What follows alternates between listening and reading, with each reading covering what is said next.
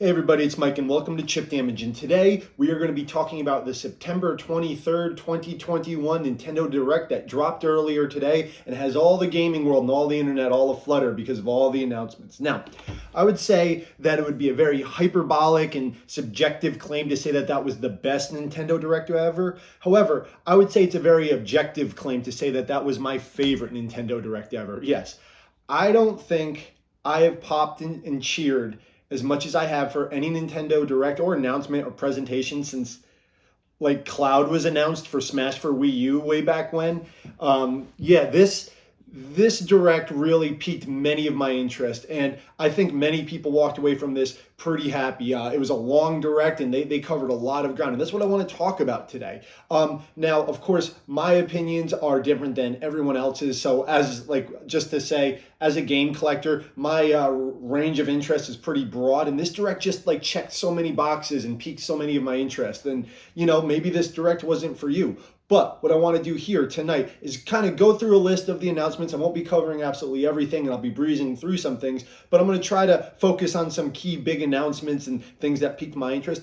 And of course, I want your comments on this. My favorite thing since I've started this channel is reading the comments below. Some of you guys have been really engaging, and just hearing other opinions, other people from other parts of the world, other age groups talk about why they like this, why they dislike this, and of course I'll try to get back to you as soon as I can. But without further ado, let's jump into this and see why today was such a momentous day for me personally, and for a lot of people out there too who are big Nintendo and just gaming fans in general. So let's start at the top, work our way down, and see where we end up. And of course, if you like my voice and what I'm about to say, even if you don't like my voice, you just want to engage in some game conversation, please subscribe. But let's start at the top.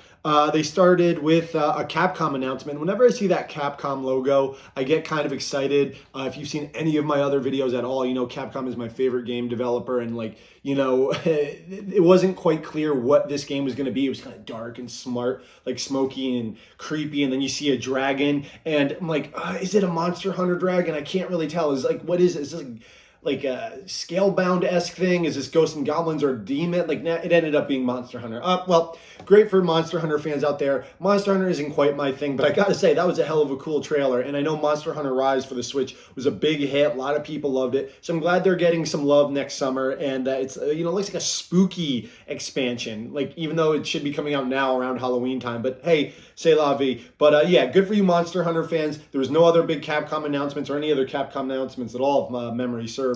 But a decent start. But the second game they showed off, I was super excited for, and have been excited for months, and that is Mario Party Superstars. Now, Mario Party is a series that I think has been in the doldrums for decades now, and every time one comes out or is announced, people say, oh, this is the one that's going to bring it back, and it just never is. Super Mario Party, I played for 2 days, and it's fine. It's better than many previous entries, but it's just still kind of boring. At least they got rid of that car, but the stages themselves were boring. So Super Mario Party Superstars being kind of a best of all the Mario games, and having, of course, my favorite stages from Mario Party 1 and 2, that creepy night stage coming back, that is awesome. And having all the mini games, or many of the mini games, come back, that's awesome. Hey, if they can't make a better one, why not just make a best of with prettied up graphics and put them all together into one game with all the best old stages and mini games? It's a cool idea. At least I know, we already kind of know, if you've played those prior games, that you're going to like some of those mini games and stages. And it's online co-op right out of the box. The one thing I realized while looking at this, though, is I kind of miss those janky N64 graphics from the old Mario Party. They make the game a little funnier. When everything is all nice and polished, you kind of lose. It's a different look. It kind of loses some of that janky charm. But I think I'm going to have a blast with this. I'm definitely picking this up. I think it's right before Halloween, October 29th. That is a must-buy. Can't wait to try out Mario Party Superstars. And then they moved on, and we saw the Square Enix logo, which always gets people very excited. But the second I hear the term cards attached to an RPG, I just tune out. I'm not, I went through Kingdom Hearts Chain of Memories, the PlayStation 2 version, and that's about as far as I'll go with any card-based game, RPG. I literally black out every time they're oh, it's all based around cards. But if that's your thing, it looked like it had good production value and at least good music. That game was called Voice of Cards, The Isle of Dragons. Not my thing, but hey, if it's for you, looks kind of cool. Of course, they had that Project Triangle announcement coming out next year. That was the game that was demoed and earlier in February, and they took feedback from that demo and enhanced the game, fixed the game up, patched the game up, and that'll be releasing next year. Now, I think that game looks cool. I enjoyed Octopath Traveler. I never had to finish it because that game is long, and I got to go back to it. I love the HD 2D sprites that Square seems to be very proud of, and they should be. It's a great look, but this game in particular, it's more of a tactic game. It looks like it's going to be very long, and I'll wait for reviews on it. I got to finish Octopath first. I really wish they took that 2D HD 2D look and applied it to the first 6 Final Fantasies and put them on Switch with all the bells and whistles of the portable. I don't want to get into it. I'm still mad about those mobile pixel remasters. We must move on. Disco Elysium coming to Switch. Awesome. I did not double check to see if that was coming to other consoles, but I would be surprised if it isn't. But Disco Elysium is a huge PC hit, won multiple Game of the Year awards. Not my type of game. I don't like isometric games. And it's more of a slower paced, story driven game, which I normally like, but it's just like the art style, like it's it's not my thing, but I know that game is held in very high regard. It's awesome that it's coming to consoles, in particular for Switch. It looks like it has some extra bells and whistles, so good on you for anybody who wants to play Disco Elysium or just wants to play it on the go. Then you got some Hyrule Warriors Age of Calamity DLC. That game is awesome. I love Hyrule Warriors, the original, and I liked Age of Calamity. We're getting more of it. It's fantastic. Keeping Zelda kind of rolling. Got a lot of Zelda on the Switch, more so than in prior consoles, and in different forms. Like, Zelda spin-offs aren't great, and some people don't like Muso Dynasty Warrior games, but Hyrule Warriors Definitive Edition, like, by the time that game was done, is like my favorite Muso game, or at least one of them. I'm not even the biggest Legend of Zelda fan, to be honest, but that game just had so many characters and like so much to do and so much wackiness. I'm really hoping that Age of Calamity could get there by the time all its DLC is wrapped up, because quite honestly, it's not there. It's lacking some of the variety for me that the original had, but it doesn't have like 3 versions and tons of DLC yet. So I'm hoping that this DLC pack can get it there. So Age of Calamity, good on you. But the next new game, a Switch exclusive that is a day one purchase for me, that is Chocobo GP. Yes, the Final Fantasy kart racer. Yeah, Square's trying to jab at Nintendo with their own kart racer. But it's very different. Like it's very cutesy. You got Chocobo and you got Gilgamesh. They showed off. It looks like a multitude of Final Fantasy kind of mascots and characters racing through, and it looks awesome. It's a Switch only game, but like it has a very, they're not going for like graphical fidelity. They're going for style. It looked very cute. And I love Mario Kart 8, but the game has been out. I got it on Wii U for like 8 years now, so I want a new fun little kart racer, and this looks like it scratches this itch. And they got me when they were playing Melodies of Life, a version of Melodies of Life, the Final Fantasy IX tune at the end of the trailer. I'm like, they got me. So that game just looks fantastic. Chocobo GP coming out, I believe, next year. Can't wait for that. And then the host of the show, I believe it was Koizumi, said we have some Smash news, and everyone took a deep inhale and then announced on October 5th. That's fine. You know what? I was, of course, disheartened at first because everyone in the world thought going into this that we were going to get the last Smash character. But there's some good, there's a good side. There's a bright side to what was announced. You got to think of it this way. If there was a Smash character announced, those are, decently long announcements. And usually what'll happen is there's a 2 or 3 minute trailer and then it says tune in next week or to figure out how the character plays. Number one, there would have been less time in this presentation to show other games. It would have overshadowed a lot of them, perhaps. And we're just going to get all of it. We're going to get the character reveal and how to play it all at once. That's awesome. Terry was announced, and then a week later you learn how to play them. No, all at once. Here they are, and here's how you play them. And it's only 2 weeks away on October 5th. And yet again, it's awesome because for 2 more weeks, we get to live in this nebulous area where we don't know what that character is. It's fun to dream. I have a whole video on that. If you haven't seen it, please check it out. While we are in a special time where we only have one more Smash character. It could be anybody, but it is the last one. They're very firm on that. So it's fun to dream and hope. We don't know. Right now, Smash Brothers Ultimate is still in somewhat unknown quantity. We don't know what it is, and it's fun. It's so much fun to dream. But moving on, can't wait for that till next 2 weeks from now on October 5th. Ryu Hayabusa or Master Chief or Sora, and we'll get to that later. Come on, those are my dream picks. I don't know if that's realistic, but hey, you never know. Moving on, the next game, I could not figure out what it was at first. Usually when you're, everyone who's watching this, you're pretty game savvy. Everyone is when you see the opening of a trailer, you see the name of the company, and then you see some graphics. You can kind of tell what the game is, or like what, like it's a sequel, or like if it's a remaster, like pretty quickly. I just see like this dilapidated world, kind of looking like Nier Automata, but a little greener. I'm like, what is this? Like this game looks pretty. I'm like, kind of gives me vibes of that game Rhyme, and it ended up being Kirby Forgotten Island, and I like Kirby, but I have never been hyped for Kirby ever in my life. I am hyped for this game. So if you don't know, there's never actually been a full 3D Kirby adventure game like Kirby 64. Like they're all like 2.5D games. Like they're on a two-dimensional plane. Right away, you see like Kirby on the title screen running in the third dimension, and you're like, oh my god, a 3D Kirby. And then you see him running in 2D again. You're like, it's 2D. And then he turns into the screen and it's 3D again. I'm like, I'm in. It looked fun. It looked like a fun platformer, just a fun, simple, like Kirby is kind of an all ages platformer, but like this game's charm, the color palette, like Nintendo makes it. HAL Laboratories, like they know how to get the most out of the hardware. So while yet again not pushing graphical limits, it looks like an open world Kirby game with a beautiful style. I am all in for that. Cannot wait. Day one purchase. I've never said that for a Kirby game ever. So you know what, HAL Laboratories, you got me. Then there was a small tease of some Animal Crossing DLC, much like with Smash Brothers, where they say check back in October. And I'm not an Animal Crossing fan. I respect people who play it, because that game, you got to have nerves of steel like that. I am just too neurotic to play that. I would lose my job and gain 1,000 pounds if I always had to keep checking in on like a little town. But that is not my thing. I've never gotten into it. But I know that during 2020's rough time, shall I say, that was the most popular game of the year. That became like the Switch's. It's like right behind Smash Brothers in sales in like 2 months. It was like one of the best-selling games ever. So I know that's a pretty beloved game. So I know a lot of people are excited about that. Good on you, Animal Crossing fans. However, the next game we got is something that a lot of people are avoiding, and said was like maybe this will give the game the boost it needs. But Mario Golf is getting DLC now. Like it's out right now. By the time you're watching it, it's out. Mario Golf, I did not get the chance to play yet, but I heard it was kind of barren. Like it was a good game, but there wasn't a lot of content, and maybe they fixed up with DLC. Well, they are, and it's happening. It's free, and it's fast. It's now.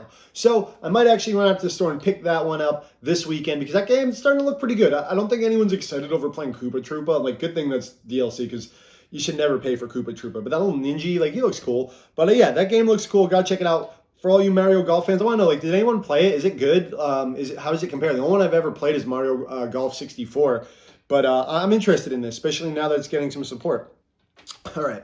I wouldn't normally mention this game, but it is significant. Disney Magical World 2. Now, I don't even know what game it is. I didn't even pay attention to the gameplay. I think it's something musical. But if it's a Nintendo Switch exclusive game on, a Nintendo console, Nintendo game, that opens up the door for some handshake deals that happen behind the scenes with Nintendo. Of course, there was Square earlier in the presentation, so maybe Nintendo and Square and Disney could work out some video game deals to get Sora in Smash Bros. Now, would he be my first pick? No, but would that be one of the most epic ways to finish out Smash Bros.? Absolutely, because you get Disney fans that are happy, Kingdom Hearts fans, Square Enix fans, just be hyped. Now, it's I don't know if I want Pluto or Donald to be assist trophies or whatever, but Kingdom Hearts 2 Sora with all the crazy transformation and Keyblades and all that epicness and the music. Oh my, mwah. If they had the music added to Smash Brothers, that'd be great. So hey, you know what? That game says it's possible. But moving on, we got a very quick announcement of Knights of the Old Republic being released. I bet that's going to be on other consoles. I haven't double checked, but I believe Jedi Knight and Jedi Academy, older Star Wars games that originally on Xbox were announced on Switch, but they came to all consoles. I bet that's the case with Knights of the Old Republic. I think that's awesome. In light of the recent remake being announced, that game probably isn't coming out for a while. And if people want to play the original, you know what? You either have to have an OG Xbox or have a PC that could play it. And it's kind of hard to configure games to, play that. I think you can get it on Steam for $2.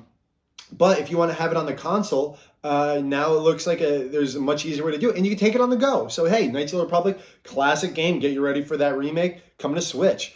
Dying Light, I literally almost passed out during that part of the like I was just so hyped over what's been already shown. I don't know much about Dying Light. It's not a franchise that I'm excited for. I know that it's like a double pack and one's on the cloud because it's like a graphically intense game on the Switch. Don't know much about Dying Light. Not knocking it, but if it's your thing, it's not mine. But we must move on. The next thing they showed was some more footage of Metroid Dread. Now, this game is like the Switch game of the year in many regards because it is a 2D Metroid or 2.5D, but 2D gameplay. You know, Metroid in the traditional sense, you know, Metroidvania or search action, as my boy Matt McMuscles calls it. That game is great. I'm definitely going to be picking it up. You know, it's just, I have one nagging thought with that game. It's that the robot Amy, like whatever, like I want to call it Amy because it reminds me of that movie Red Planet with like Val Kilmer going to Mars. Like the robot is not intimidating. Like that looks like a mook. That looks like a mid boss at best. And you see Samus fight some awesome new enemies and bosses and these like big aliens and monsters. And like I'm meant to believe that she can't defeat that robot. Like it's probably some lore reason of the metal it's made out of or something. But like I just think that robot looks really lame, and that's going to be like the nemesis pursuer throughout this whole game. Or like maybe there's multiple ones, but like it looks like you have to run from it or them. Like that is the only lame thing. I'm like, you're not scaring me. It looks like something out of Portal, like GLaDOS, like one of her bots, like are from Portal 2, like bulked up a little bit. So other than the lame enemy, that game looks like it's going to be great. Gameplay looks smooth. You know, it's not a high budget game, but it's definitely getting people ready for Metroid Prime 4. And there was that quick minute where I saw Samus piloting the ship in the original, like the orange suit. I'm like, oh, is that the Prime trilogy announcement? And unfortunately not. We're still waiting for this. If you want this Prime trilogy, you still got to get a physical copy on the Wii or download it on the Wii U. Which is getting, you know, harder and harder to do because you can't download things on the Wii anymore. I'm sorry. But, you know, and not many people have a Wii U. So it'd be really good timing right after Dread. Hopefully they'll announce the Metroid Prime trilogy like on Switch, like remaster. That's or just a re-release, please. But Dread looking sick. But now here's one of the meaty parts of this. Moving on of this this direct. This is what everyone was rumoring about. Everyone was talking about. It was basically leaked, but it was still a fantastic announcement. That is that the Nintendo Switch Online service is getting another tier, which some people had mentioned, like, hey, this is going to cost some more money, but it seems like it's going to be worth it. They haven't announced the price, but I'm going to guess $10, $20 extra. And what you get with this price increase, this extra tier, is access to Nintendo 64 games, which to many people is fantastic. Now, I like N64 games as much as the next guy, so I was pretty excited about this. Like the selection was mostly predictable. You know, I didn't write them all down because like I think I can just name most of them off the top of my head. Of course, you got Mario 64, which had already been released in the All-Star Pack. They opened with Ocarina of Time. You get to take Ocarina of Time on the go on something bigger and better than a 3DS. Maybe not. You know, but just more fidelity anyway. You know, you got your Mario Kart. It seemed like you had Mario Tennis. A bunch of fantastic titles. But the one that really caught my eye was Sin and Punishment. Now, I did a Hidden Gems video on the Wii. Sin and Punishment is a Star Fox S game or Space Harrier, if you've ever played it. A game, fantastic Nintendo 64 exclusive that never came to the United States until it was digitally re-released on the Wii. And I got it, and that game is fantastic. Made a great sequel on the Wii as well, like physically. But the only way you were able to get that game in America legally was digitally on the Wii. You can't do that anymore. You can't download it. So it is amazing that they are bringing back, amongst all the big boys with Zelda and Star Fox and Mario, they are bringing back Sin and Punishment. So if you get this service, please don't ignore that weird Japanese game on the side. Sin and Punishment coming back playable and now in, you know, up to 1080p instead of the Wii's 480. It's going to be fantastic. That's a great game, and it's a real shock to me that they brought it back. I thought it would just be the generic N64 stuff. And that's not all you're getting with that tier. Now, you guys know what system I grew up with. If you've seen any of my prior videos or any of my videos on Sonic, you know it was a Genesis, or for my international guys out there, a Mega Drive kid. The Sega Genesis is going to be playable on the Nintendo Online Switch service for some of the games, and that's fantastic. It's been a while. It's been since the 3DS with the Game Gear that there have been any Sega games on a Nintendo platform. The Wii had Master System and Genesis games on it. The Wii U did not. The Wii U is exclusively Nintendo consoles. So it was really awesome. And I'd heard some vague wishes from outlets like Good Vibes Gaming that they wanted this to come back, like, oh, other consoles. And I just never thought that could happen. I thought that would just that was pie in the sky. But no, they're doing it, and they're doing it right. They're doing it with my Genesis. And they got some great titles. Of course, you have the stalwarts. You have the ones you need there. You have Sonic 2, only Sonic 2, but I guess I didn't want to load up the whole thing with Sonic games. So I guess that's the one to pick. I mean, I'd do Sonic 3 and Knuckles, but hey, the music thing. You got, Streets of Rage. You got Phantasy Star 4 and Shining Force, some great JRPGs that are often overlooked. People don't think about JRPGs on the Genesis, but they're great games, especially Phantasy Star 4.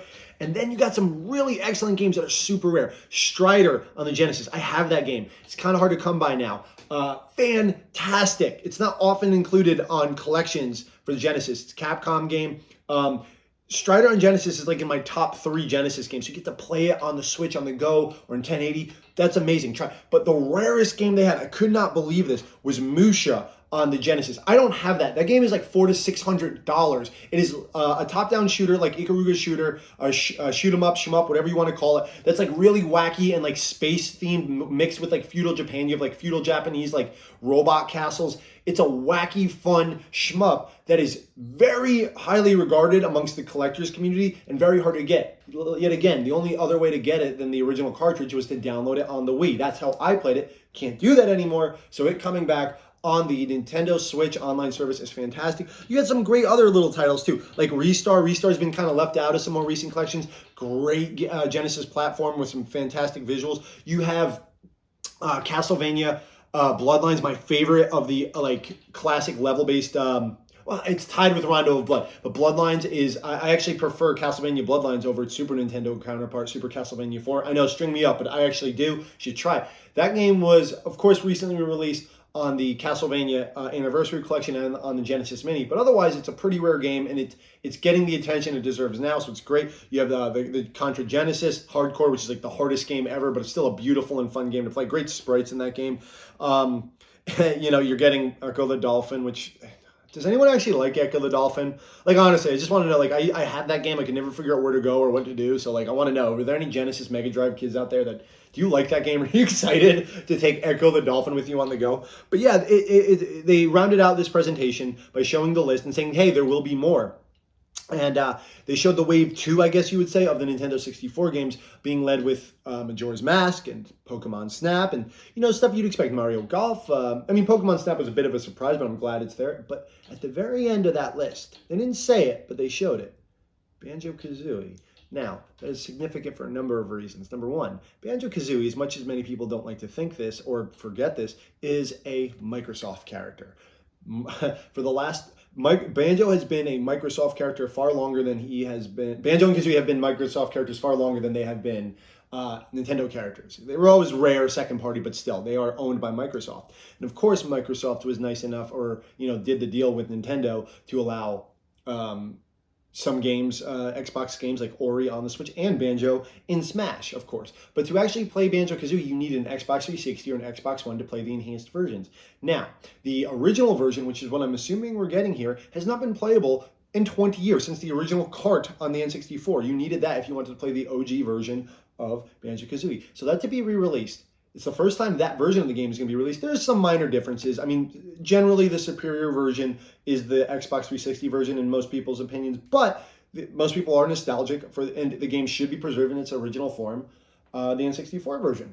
So the deal was made, and you get to play this old gem, and you get to play it on the go. Yet again, that's awesome. And you get to everyone has a Switch. It's going to be very widely available. So Banjo being on there is pretty damn cool. Even though it's not a launch title, it's going to come soon. But overall, this Nintendo Switch Online update, I think it's pretty substantial. Now, I have my issues with Nintendo Switch Online. I still think the Switch should just have the Virtual Console eShop as it did on the 3DS, Wii, and Wii U, because unfortunately, the Nintendo Switch Online, you do not own these games. When the service ends, you lose these, and servers go down, and you're going to lose all these games. You're going to lose all your save files unless they eventually allow you to fully download and own them. And breaks my heart. And the selection is nothing compared. I'm excited for this because it's cool to see some of these games come back. However, I will always critique the Switch in one aspect. It is great for having a wide variety of games, but its actual online service and its own retro games, it's kind of embarrassing. Yet it's a cheaper service. It's a great value for what you're getting. But as someone like me who wants to keep their games and keep them, for years and years to come, it is a severe downgrade from the Wii and Wii U and 3DS shops that allowed you to buy, I don't know, and yeah, you had to rebuy Mario like 10 times, but for like $5, it's yours. And you can't do that. You can't actually even buy like Mario 1 on Switch to keep. You must have this service. And the selection is far smaller. Like, yet again, N64 games and Genesis games were on prior consoles like the Wii. Like, it is smaller than those consoles at this point. So, yet again, though I'm excited for this service, it will not live up to the prior ones until they start adding them quicker, the games quicker, and they allow you to keep the games. Because, you know, it's very, like Nintendo, like with the Wii, didn't actually keep those servers. It was the first of that generation to shut down its servers. The others are actually still going. So Nintendo has shown a trend of shutting down their servers quickly. So until they allow you to keep your games, I'll always harp on them for that. But they finished it out with a nice little bonus. You can buy wireless N64 and Genesis controllers to go with your game. Those are going to sell out in a second. Are they already sold out? I bet by the time I've uploaded this video, they're already sold out. But they're very cool. They look right.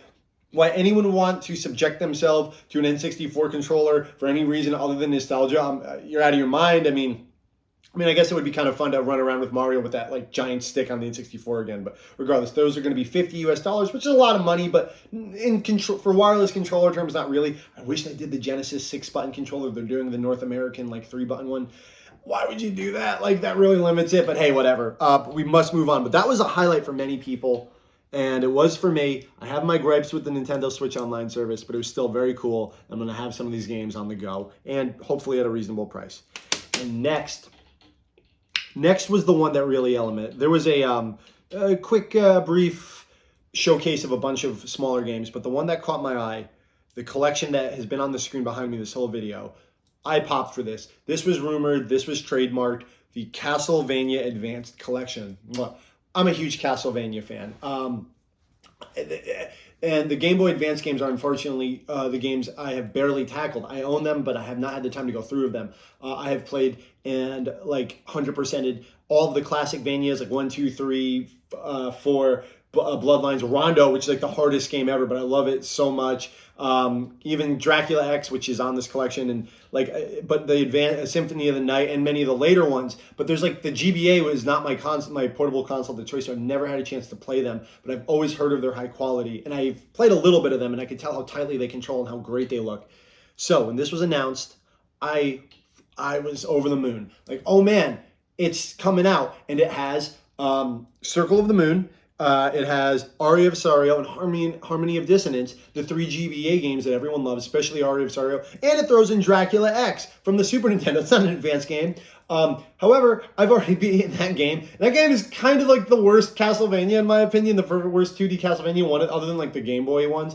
But I'll play it again. Why not? I'll give it another shot. Like, because I played it on my 3DS. I downloaded it. So whatever. But still, it's another one. It's 4 Castlevania games for $20 US. 3 of them are the open world, like Metroidvania ones, or search action, and they're all supposed to be fantastic. And that's one of the reasons I uploaded this video a little later. I had to play this just a little bit, and so far it's great. I looked, just as a quick note, the presentation is fantastic. The extras has a humongous gallery that shows tons of artwork from all 4 games, including every page of the manuals from all 4 games in Japanese and English. Like, every single page of the manuals are in there. And the box art from Europe, North America, and Japan. And then, yeah, you can choose the version you want to play. North American, European, or Japanese. Like, even though it's only a 4-game collection as opposed to the prior one, which is 8, like the amount of options is fantastic. It's right in the box, and it's $20. And then they dropped the biggest point about it. It came out today.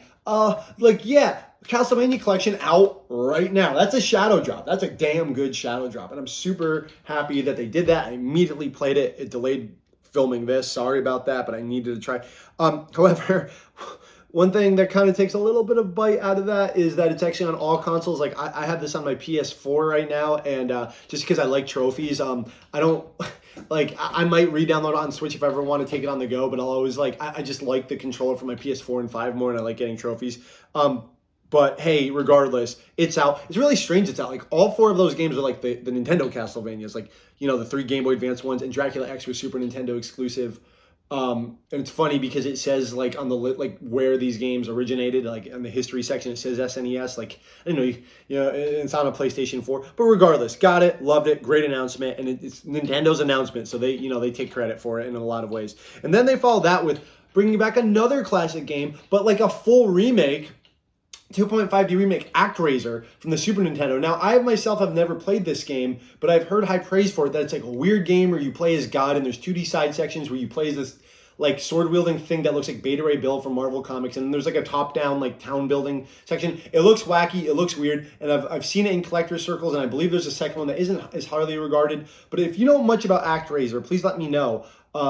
But this game looks cool, and I know it's out of nowhere, and I believe that also came out today.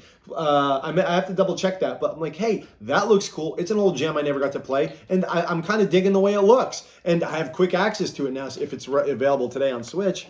So ActRaiser, I'll check that out. And then I know many people are excited about Deltarune, the pseudo sequel to Undertale was shown off. I myself am not like the biggest. I've never dove into Undertale yet. But I know so many people, including one of my best friends, is drooling to play Deltarune, so good on them. And then there was a quick montage of smaller titles. The only one that caught my attention is I know that quite a few people that I know, especially one of my friends, she's super excited for Rune Factory 5, which I thought was announced quite a while ago, but it looks like it's finally coming out. And yeah, like that's like I'll take a quick break to just say here, like those were that was the meat of the presentation. It looked like it was wrapping up. Then Shigeru Miyamoto comes out. And I won't dwell on this too long, but like it must be stated because I know like the maybe not as much gamer section of the internet is like really focusing on this. And, I don't think much is going to come of it, but he talked about the new Mario movie that's coming out next December. And then he announced the voice cast for this. Mario is going to be played by one Mr. Chris Pratt of Guardians of the Galaxy fame. I don't care, like, but it's just the idea of Mario talking at all is kind of like weird to me. Like most, I always think of Mario as quiet. I mean, it's been a long time since the '80s when Lou Albano voiced him, but Chris Pratt was not big. I mean, he's got like a big guy voice, right? But like Mario's husky, but he's not like a big muscular guy. Whatever, maybe I'll do a great job. I don't care. And then you have Anya Taylor-Joy, who's a fantastic actress from like The Witch and Queen's Gambit, being Peach. Sure, I mean, she's a great actress. Let's see how she's got the voice acting chops. And then I do like that Charlie Day is Luigi. I like Horrible Bosses. I like how twitchy he is. And like him, he just seems like a coward in real life. So him being Luigi, I'm okay with that. And then like probably the most bizarre is like Jack Black as Bowser. Like Jack Black is a very animated voice. But like I always picture Bowser like like deep like growls, and like maybe he could pull it off. Like, is he gonna do like that voice of the devil from the Pick of Destiny, like music? Like I don't know, that one was really out there, but I'm sure he's gonna give it 110% because Jack Black always does, for better or for worse. I'm not a Seth Rogen fan, but the idea of him being Donkey Kong and Donkey Kong just kind of being like a laid back bum is kind of great. Like I'm okay with that, and whatever. Like, I just don't care that much. Like, do I think this movie is going to be good or bad? I don't think it matters. Like, the Sonic and Pokemon Detective Pikachu movie came and went, and I love those franchises just as much as I love Mario, and they're of equal levels of fame. They just kind of came out and went. Like, there was a lot of build up to them, obviously. Like, there was that creepy Sonic, but when, like, the design was fixed, movie came out, it was good. It's a kid's movie, and, like it was just gone. Like, everyone was surprised it wasn't terrible, and like it was out of the public consciousness. Same thing with Pikachu. Like, oh, it's kind of creepy looking, but then like it comes out, it's not terrible. It's a kids movie, and then they did somewhat and then they did justice, and then it's out of the consciousness again. Like it happens. Everyone's like, oh, what's going on? They shouldn't do it. It looks weird, and then it's gone. Like, so I think this movie will be the same. It's going to come out. It's clearly going to be for children. It'll probably be okay if Miyamoto isn't. Well, never mind. It'll probably just be okay because I don't want to say because Miyamoto is in it because he doesn't like story. If it was up to him, I'm sure this would just be a silent movie. But I think it's just going to come out and disappear pretty quickly. Like, oh, it was good. It'll make like $500 million, just like Mario and Sonic or Pokemon and Sonic, and it'll be gone, and we'll never think about it again. Like, okay, Chris Pratt wasn't bad. And if it is bad, we'll forget about it even quicker because, like, let's be real. Bob Hoskins is Mario, and Dennis Hopper is Bowser or King Koopa.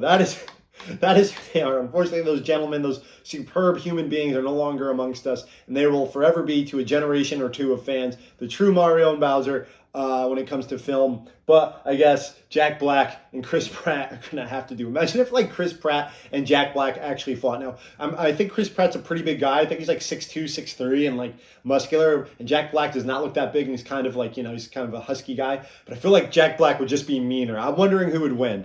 Regardless.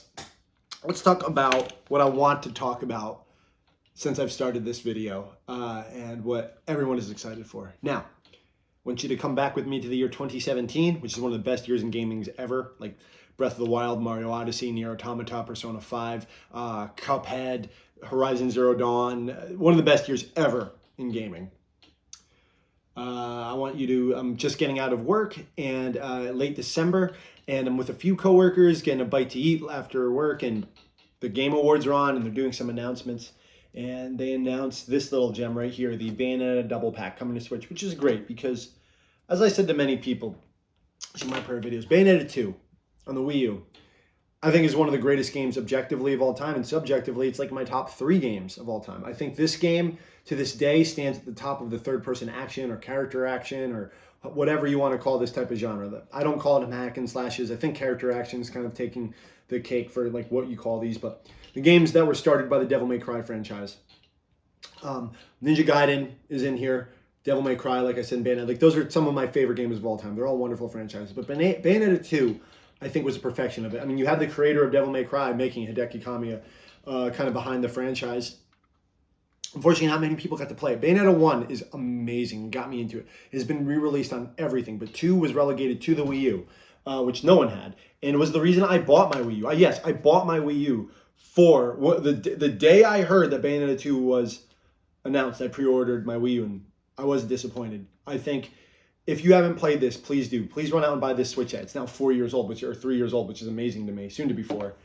And when I thought that was it for the franchise. I mean, you must keep in mind, and I've said this before, Bayonetta 2 was a game where Nintendo, Sega, and Platinum, remnants of the best era of Capcom, came together to make an action game. And it shows. It has that pedigree, little pieces of each of those companies and references.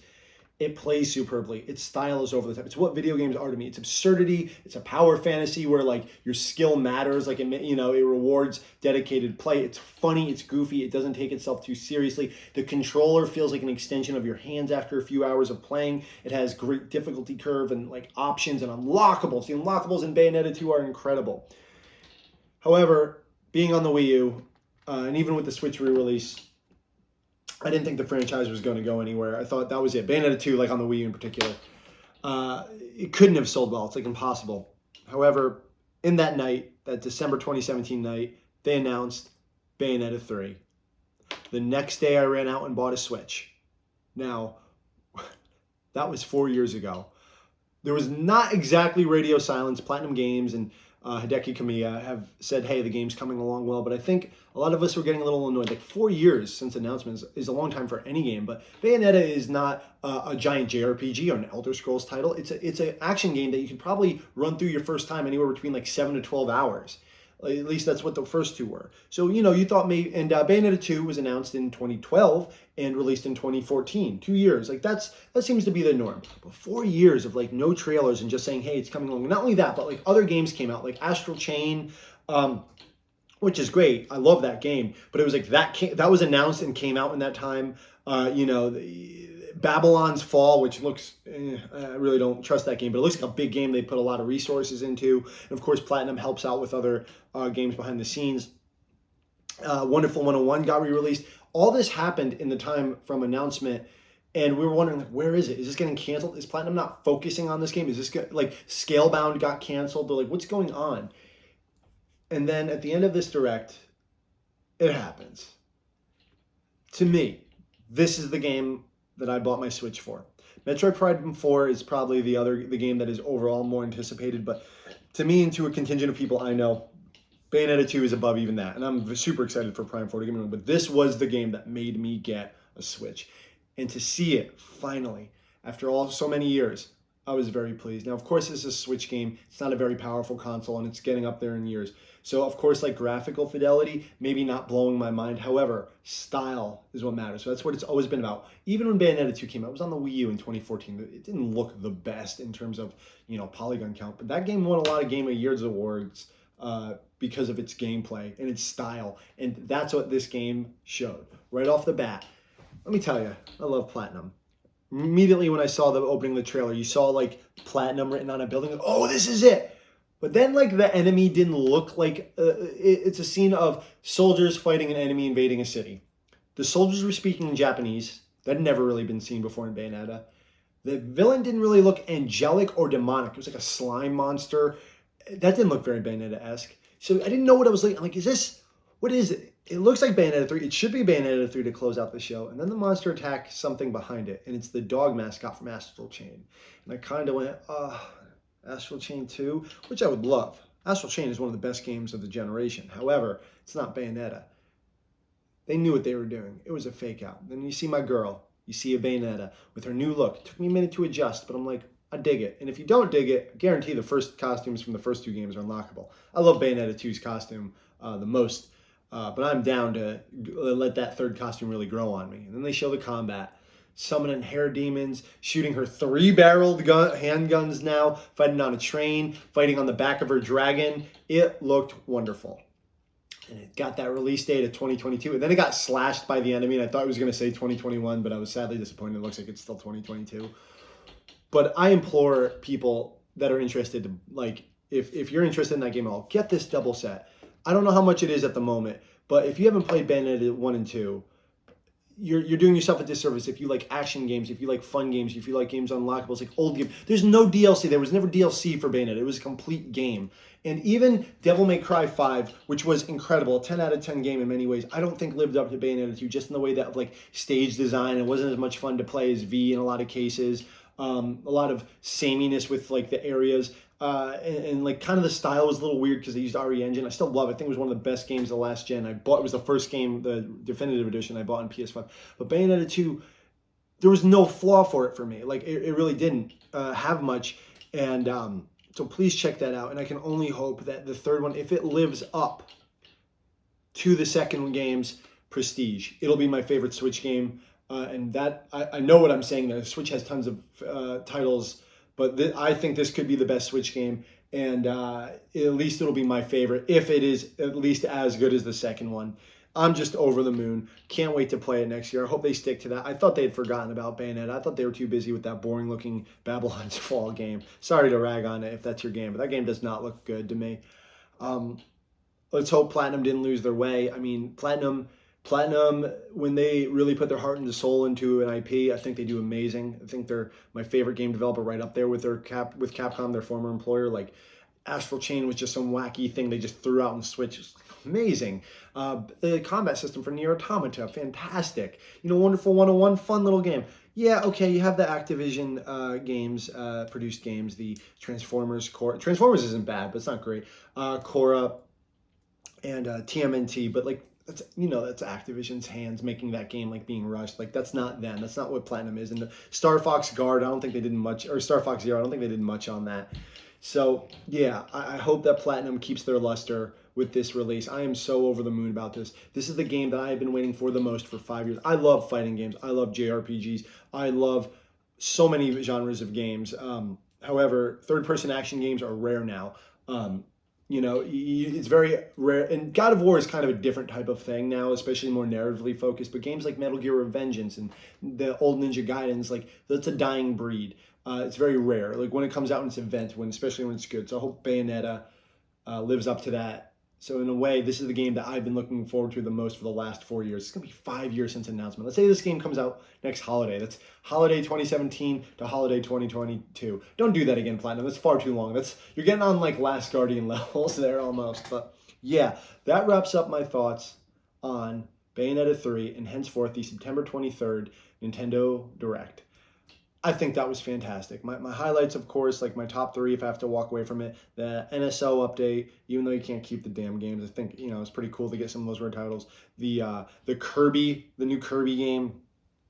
You know what? 4 titles. I'm adding one more. Castlevania Advance. That's it. The collection, fantastic. A shadow drop of 4 of the best well, 3 of the best 2D games ever, and Dracula X. Can't beat that for 20 bucks. And then Bayonetta 3, which has the potential to be the best game in its genre. You did well, Nintendo. Like, are you Sony 2016 E3 good? In my eyes, you are, but probably not. But you just covered so many bases: Mario Party, Monster Hunter, Animal Crossing, Smash. Well, Animal Crossing Smash later, but they got hyped. You still got hyped for it. You know, ActRaiser, Deltarune, the Mario movie that may be good or bad, KOTOR re-release, Metroid Dread. Like, just list those games. Like, that is a hell of a list of games. And I think this is a fantastic way. This might be Nintendo's last direct for the year. And if that's fine, because how can they top this? They got to build up another lineup of amazing titles and, like, you know, finish with something as strong as Bayonetta 3, which the only thing I think of is Metroid 4. Man, I love video games. I love what Nintendo's doing. And this handheld system, this Switch, which, you know, in comparison to its contemporaries, the PS5 and Xbox Series X, yeah, it's underpowered, but the library is insane. And you don't buy a Switch to get the best looking games. You get a Switch to get a variety of games, to get Nintendo games, to get download it. Like, there's so much. Like, this console's, you know, I don't know if it's my favorite console of the last generation or this generation, however you want to look at it, but I can say its variety is absolutely through the roof, and it's going to go down as one of Nintendo's best consoles. Maybe their best console. I don't know. We'll get there. It's not over yet. Depends on how Bayonetta 3 is. So yet again, that was the show. Thank you so much for hearing me ramble about this. I've had a ton of fun talking about this, but what I have even more fun doing is talking to you about this. Did you care about these games? Did you not? Did I skip over something that you loved? Is my opinion completely invalid in your eyes? Did you agree with me on anything? Please let me know. Would you like to see me do more stuff like this? Regardless, I just have fun talking about it. And, you know, for the few that do respond and comment, thank you so much. Please continue to look for future videos. Please get hyped for Bayonetta 3 and Metroid Dread. Those are the two on my radar. I'm going to disappear into these Castlevania games for the next couple of weeks, I'm sure. My name is Mike. This has been Chip Damage, and thank you for watching. Take care of yourself.